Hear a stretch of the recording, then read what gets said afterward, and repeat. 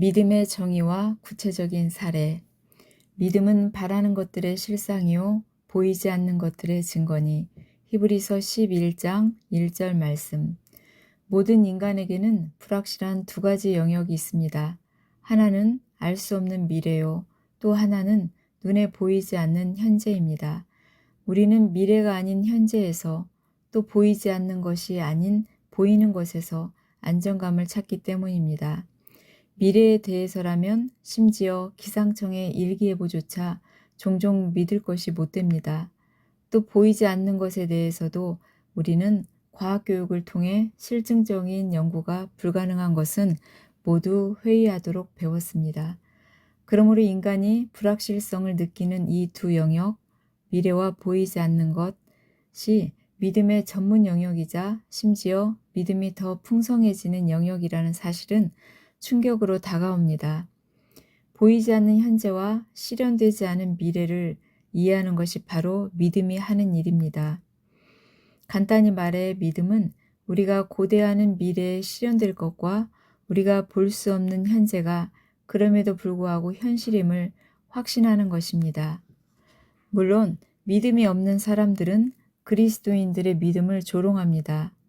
볼티모어의 현자라 불리는 맨켄은 믿음이란 일어날 것 같지 않은 일이 벌어질 것이라는 비논리적인 신념이라고 간단하게 정의할 수 있다라고 말했습니다. 재치 있는 말이지만 정확하진 않습니다. 믿음은 맹신이나 미신과 같은 말이 아닙니다.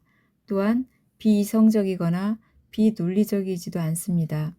성경에서는 믿음과 이성이 서로 대립되는 개념으로 등장한 적이 없습니다. 믿음과 눈에 보이는 것은 서로 대립되지만 믿음과 이성은 결코 대립되지 않습니다. 반대로 주의 이름을 아는 자는 주를 의지한다. 시편 9편 10절 말씀. 그들은 알기 때문에 믿습니다. 신뢰의 타당성은 그 대상이 얼마나 믿을 만하냐에 달려있고 하나님보다 믿을 만한 존재는 어디에도 없습니다. 이 모든 것은 히브리서 11장에 나오는 사례에서 분명하게 알 수 있습니다. 모든 경우의 믿음은 하나님의 말씀에 대한 반응이었습니다. 노아가 방주를 지은 것은 하나님이 그에게 홍수를 경고하셨기 때문입니다. 아브라함이 본토와 친척을 떠난 것은 하나님이 그에게 다른 본향과 수많은 자손을 약속하셨기 때문입니다.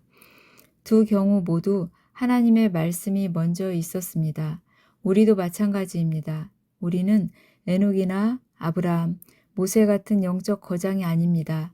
하나님은 일반적으로 그들에게 하신 것과 같은 직접적인 방식으로 우리에게 이야기하지는 않습니다. 하지만 그분은 성경에서 이미 하신 말씀을 통해 계속 말씀하십니다.